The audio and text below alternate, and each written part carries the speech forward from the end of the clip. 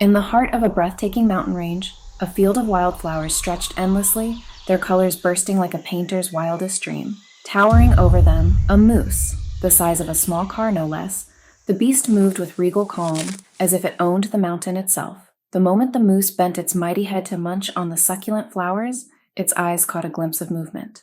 From the bushes, a glint of steel flashed in the sunlight as his dagger swiftly found its mark. The beast fell, its mighty reign over the flower field coming to an abrupt end. Down at the foot of the mountain, nestled between rolling hills, a quaint village lay peacefully. Now, the former flower field guardian hung from wooden beams in the village square, looking far less intimidating as a trophy. The villagers, huddled in awe and gratitude, told tales of how the beast had terrorized their lands for years, claiming lives with its formidable strength.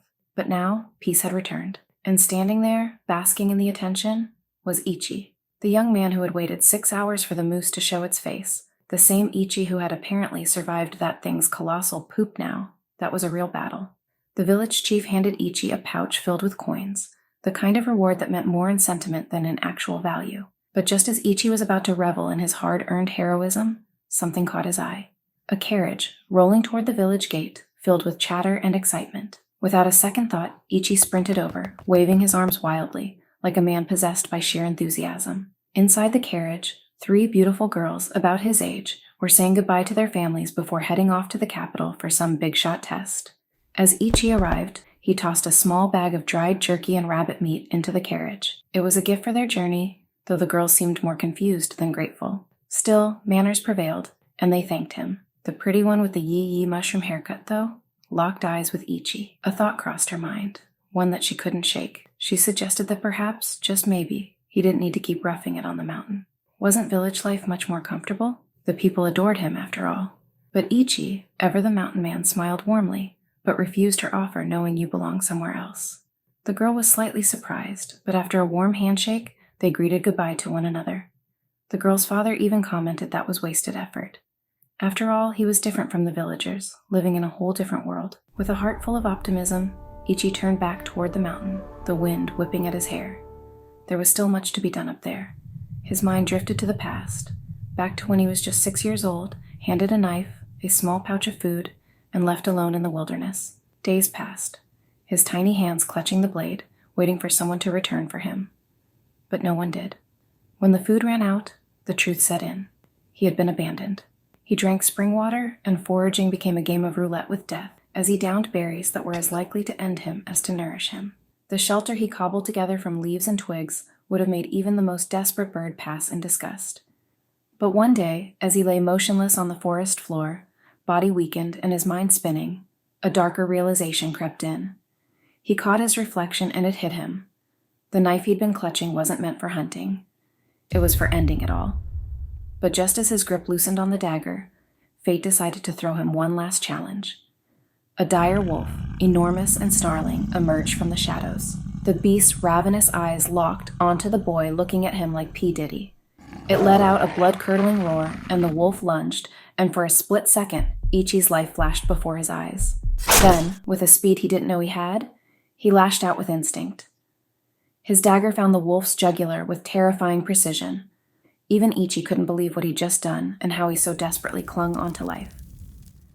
Days turned into weeks, and slowly, Ichi learned the art of survival. He grew grateful for life in a way most people never would. He could finally tell the difference between the plants that nourished and those that would put him 6 feet under. His hands grew skilled, his senses sharper, and his small camp grew into something more, a home. And then, as time passed, hunting became his specialty. Still, despite the kindness of the villagers, the rewards, and the warm smiles, there was something in Ichi's heart that kept pulling him back to the mountains, a yearning, a desire for battle that could only be satisfied in one place. There, beyond the flower field, stood the mountain's peak. And near that peak, hidden beneath the shade of towering trees and illuminated only by slivers of moonlight, was it. The creature was enormous. Feathers and fur, all twisted together into a form that defied nature itself. Ichi knew from the moment he saw it that this beast was not like the other predators. It was something far more dangerous. A being that would not hesitate to kill anything. Sweat dripped down his face as he watched the creature from a distance. Should he strike now, while it was vulnerable? But as the silence stretched on too long, Ichi made his decision. There was no proof the beast had killed anyone yet, or even any other animals. Ichi sheathed his dagger and turned away, vanishing into the forest's shadows. Ichi's moral code was clear: death for death.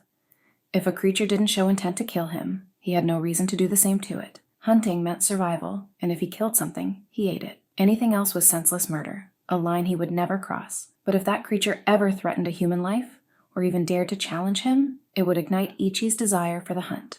His excitement grew at the thought.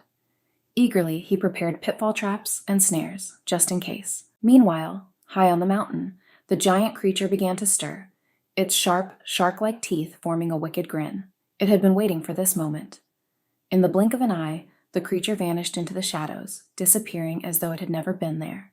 At the foot of the mountain, the carriages carrying the 3 girls to the capital rolled along the path.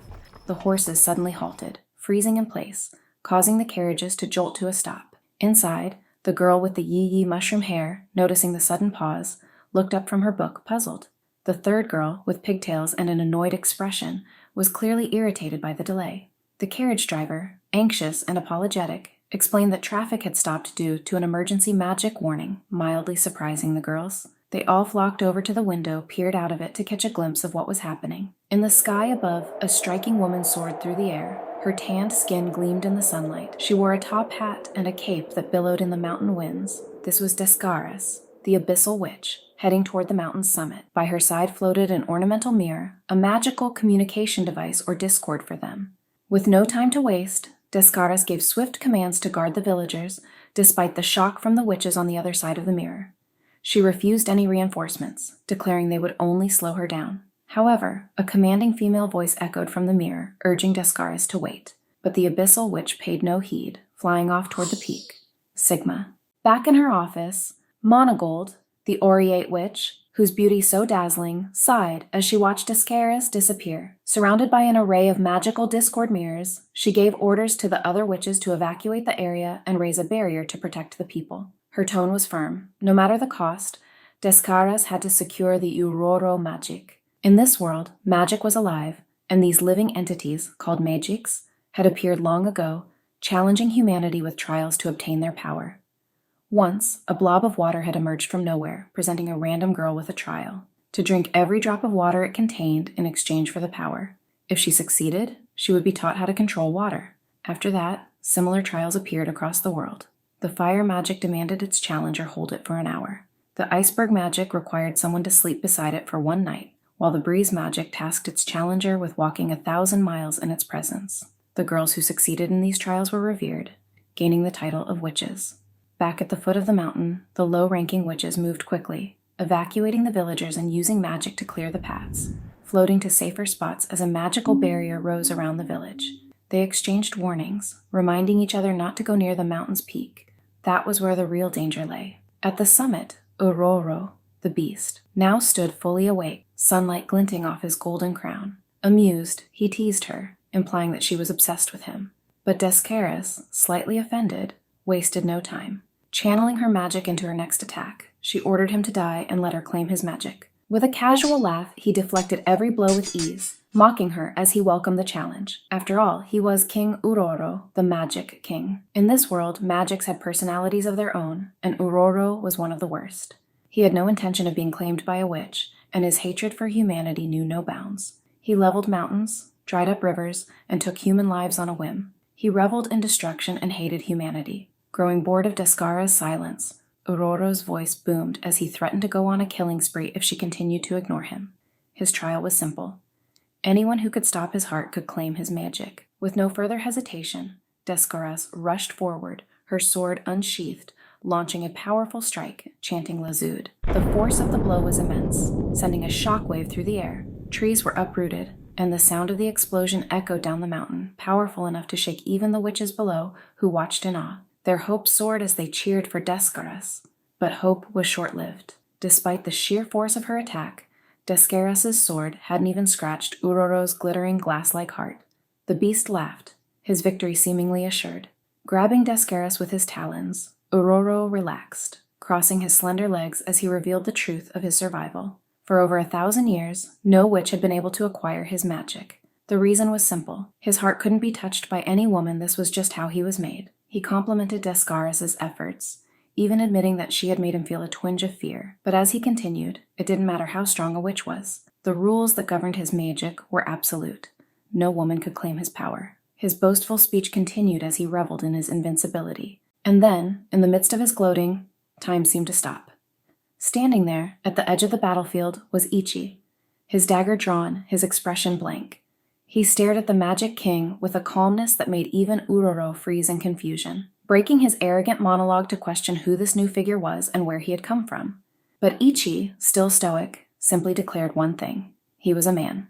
Uroro blinked in disbelief, muttering a confused, "Huh?" Without warning, Uroro swung his massive hand at Ichi, aiming to crush him where he stood. Even Descaris, watching from above, felt a surge of worry. But Uroro's attack never landed. His arm came to a sudden halt, stuck, embedded deep in the ground. Uroro's eyes widened. He had no idea what was happening. Ichi, glaring at him, calmly explained. It was a pit trap and a snare. If Uroro tried to pull out, it would only tighten further. Ichi, eyes gleaming with anticipation, readied his dagger. He stepped forward. Uroro, now frantic, tried to negotiate, his voice rising in desperation. But it was no use. The thrill of the hunt was in his eyes. Uroro, in one final act of defiance, swung his other arm toward Ichi, but this only sealed his fate. Ichi coldly remarked that the Magic King had just tried to kill him, and by his moral code, death for death, that meant Uroro was now his prey. With a burst of speed, Ichi leapt into the air, both hands gripping his dagger. He then drove the blade straight into Uroro's glass heart, the impact shattering it into countless pieces. A deafening roar of pain erupted from the Magic King, and a brilliant light enveloped the entire mountain as the creature's life force exploded outward, marking the end of the mighty King Uroro. I do have to say, despite being a weird magic creature, Uroro sure does have some nice feet. As the brilliant light from Uroro's shattered heart began to fade, Ichi stood at the center of the chaos. He glanced down, noticing that his attire had completely transformed. Gone were his usual rugged clothes. In their place, he was now dressed in regal black garments, elegant, flashy, and far from subtle. A witch's pointed hat rested on his head, and his boots were polished. The entire look screamed fabulous. Though Ichi himself stood utterly dumbfounded, he couldn't make sense of it. His thoughts were interrupted by a sharp, cold sensation at his back. A sword. Turning slowly, he found Descaris standing behind him, her blade pointed directly at him, eyes filled with suspicion. "Don't move," she ordered. And without another word, she swung her sword. Ichi, still processing the strange events, instinctively deflected her strike. In the same motion, a crack appeared in the magical barrier she had raised. It became clear she hadn't fully committed to the attack, holding back for some reason. Her frustration was apparent as she observed Ichi, who seemed just as confused by her hostility as by his newfound wardrobe. Grinding her teeth, Descaris assessed the situation and sternly warned Ichi of the danger he was in. She emphasized that he shouldn't move or speak, let alone try anything resembling a spell incantation. He had no idea what a spell was, but as his thoughts drifted, he recalled the word Descaris had spoken earlier during their battle with Uroro. Out of curiosity, he murmured the word, Lazud. Before either of them could react, a surge of overwhelming power surged through Ichi's body. His entire being began to glow, radiating with pure, unbridled energy. A shockwave erupted from his position, blasting outward with a force so intense that hundreds of trees were uprooted and the earth beneath them trembled. The destructive energy far surpassed anything Descaris had seen before, leaving her in a state of disbelief. From the magic mirrors scattered across the witches' communication network, their collective gasps could be heard.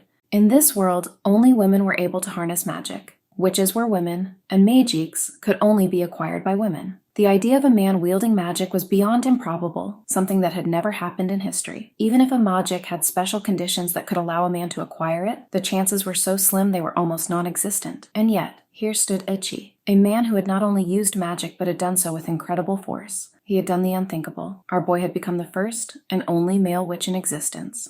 Lucky boy?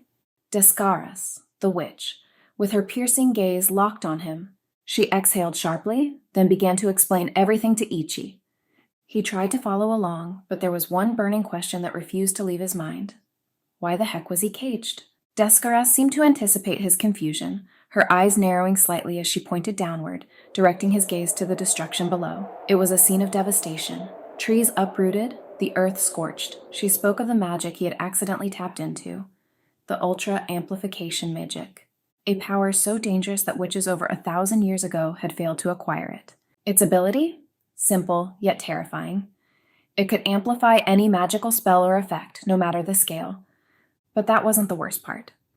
Ichi didn't even need to learn magic. No tedious hours spent mastering spells. All he had to do was pronounce it, and boom. The proof was literally carved into the landscape beneath them. Her one saving grace, she added through clenched teeth, was that Ichi had been knocked out for 3 days straight after casting that spell.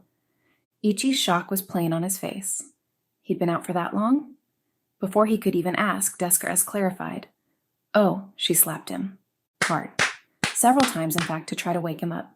She'd even resorted to loud, obnoxious blaring sounds, and when that didn't work, she'd cast a revivification spell on him. The result? Plants. Sprouting and perking up happily near his unconscious body. Ichi stifled at the mental image. He would have loved to have seen that. But the humor was short-lived. Descaras' expression shifted to something more serious. She offered Ichi a choice. An ultimatum, really. He could either become her companion, or slave, the difference was debatable, or hide from the world forever. The weight of her words hung in the air, heavy and impossible to ignore. Ichi was dumbfounded. He was an anomaly. The first and only male witch. That made him a target, a rare prize that everyone would want to get their hands on. She added that he might end up being experimented on, dissected even, if he wasn't careful. Ichi's gut twisted at the thought. He glared at her from his cage, huddling like a trapped animal, and shot back that she would probably do the same to him. Descaras scoffed, shaking her head. Her business wasn't with him. It was with Uroro that was stuck inside him. She needed him close for that reason alone. If he agreed to stay with her, she'd protect him from becoming some mage's guinea pig. Just then, a grunt shattered the tense silence. Ichi froze. Something shifted on his shoulder, and to both his and Descaras' shock, Uroro materialized. A blob of shadow, twisted and dark, but unmistakably there. The tiny creature grunted again, its voice a low rumble in Ichi's mind. Uroro pointed directly at Descaras, accusing her of trying to steal him away. But the blob was firm. It didn't care if the whole world was against them. Uroro would help Ichi, no matter what. Without missing a beat, Ichi's reflexes kicked in. In one swift, almost instinctive motion, he slashed at the blob with his dagger. Uroro let out a startled yelp as it flew off his shoulder, landing with a squishy thud on the floor. Ichi let out a sigh of relief, catching his breath after the unsettling moment with the blob. Reappearing once again on Ichi's shoulder, the manifestation of his will, not his physical form, Uroro protested loudly, questioning why Ichi had sliced his head off so swiftly. Ichi, with a calm demeanor, responded, explaining he sensed danger, and Descaras, still observing, nodded in agreement. Descaras then pointed out with casual certainty that she already knew what Uroro had been up to. The blob had been trying to manipulate Ichi into turning against the Witches' Association. The plan was simple. If Ichi died, Uroro would be freed from his servitude. Uroro, bound by the ancient laws, declared he would never assist witches in hunting down his own kind. The accusation of betrayal sparked Ichi's curiosity. He asked what Uroro meant, and the blob revealed that witches were ruthless barbarians going around hunting magics without mercy. The comment, of course, deeply offended Descaras. What followed was a heated exchange between the two, Uroro spewing accusations while Descaras defended the witches. The tension heightened, but Ichi cut in before it could escalate further. He asked with innocent curiosity if there were many magiques like Uroro in the world. His eyes gleamed with excitement. That gave Descaras an idea. A sly grin crept onto her face as she revealed there were still countless magics waiting to be found. Out of over 3,000 magics in existence, only a fraction had been claimed by the witches. Over 400 to be exact. The rest? Hidden in volcanoes, beneath the sea, among clouds, or perhaps even in someone's study room. The vast number of unknown magics sparked Ichi's enthusiasm as Descaras continued to explain the role of a witch. Descaras then added that she had seen Ichi's house, and with one glance she knew what kind of person he was. A hunter. Ichi was now able to hunt magics with his newfound power. Uroro was not pleased. Seeing where this was heading, Uroro's sense of dread grew, realizing Descaras was trying to lure Ichi into becoming a magic hunter. And her attempt succeeded. Without hesitation, Ichi agreed to the challenge, much to Uroro's dismay. Ichi, having no prior knowledge of witches or magic, seemed unconcerned. Descaras laughed triumphantly, her victory sealed, while Uroro fell deeper into despair. With a snap of her fingers, Descaras removed the magical cage that had bound Ichi, freeing him. She urged him to leave the mountains first. Ichi looked out over the land, reflecting on the devastation. Deep in thought, He asked Descaras what the chant for the revive spell was. Descaras, slightly puzzled, told him. But as she turned her attention back, she froze in shock. Ichi stood once more, donned in his witch's outfit, his appearance glowing with an otherworldly radiance. His smile carried a newfound sense of purpose. The sight of this transformation left Descaras in disbelief as she demanded to know what he intended to do next. Ichi calmly responded, mentioning that he would be asleep for the next 3 days and trusted Descaras to handle the situation. After all, he had to atone for the destruction he had caused. With that, he leapt off the magic platform. Mid-air, Ichi cast the revive spell, speaking the chant while stabbing his dagger into the earth. In an instant, a brilliant light spread from the point of contact. Life surged forth. Trees, flowers, and creatures sprang into existence, transforming the desolate area below into a lush, thriving forest. Even the witches stationed at the foot of the mountain marveled at the spectacle as they watched this new birth of life take shape before their eyes.